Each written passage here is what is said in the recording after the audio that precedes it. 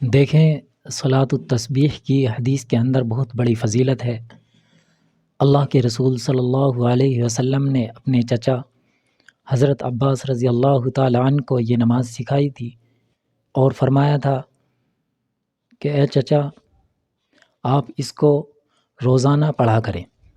اگر آپ روز نہیں پڑھ سکتے تو کم سے کم ہفتے میں ایک مرتبہ پڑھ لیا کریں، اور اگر ایک ہفتے میں ایک مرتبہ بھی نہیں پڑھ سکتے تو کم سے کم ایک مہینے میں ایک مرتبہ پڑھ لیا کریں، اور اگر ایک مہینے میں نہیں پڑھ سکتے تو ایک سال میں پڑھ لیا کریں، اور اگر ایک سال میں نہیں پڑھ سکتے تو زندگی میں کم سے کم ایک مرتبہ پڑھ لیں۔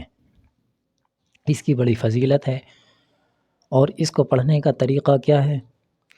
اس کو پڑھنے کا طریقہ یہ ہے کہ جب آدمی اس کو پڑھے، صلاۃ التسبیح کی نیت باندھے، تو اس وقت صلاۃ التسبیح کی نیت کرے اور 4 رکعت نماز ادا کرے۔ اب اس کے اندر 4 رکعت کے اندر ایک تسبیح 300 مرتبہ پڑھی جائے گی، سبحان اللہ والحمد للہ ولا الہ الا اللہ واللہ اکبر۔ اب اس تسبیح کو پڑھنے کا طریقہ کیا ہے کہ جب نیت باندھ لے اور ثنا سے فارغ ہو جائے تو ثنا پڑھنے کے بعد میں اس تسبیح کو 15 مرتبہ پڑھے، سبحان اللہ والحمد للہ ولا الہ الا اللہ واللہ اکبر۔ اس کے بعد میں فاتحہ پڑھے اور سورت ملائے، اس کے بعد 10 مرتبہ پھر یہی تسبیح پڑھے، پھر رکوع میں جائے اور رکوع کی تسبیح پڑھنے کے بعد میں پھر 10 مرتبہ اس تسبیح کو دوبارہ پڑھے، 10 مرتبہ۔ پھر اس کے بعد میں جب قومے میں جائے تو قومے میں سمیع اللہ لمن حمیدہ اور ربنا لک الحمد پڑھنے کے بعد اس تسبیح کو پھر 10 مرتبہ پڑھے۔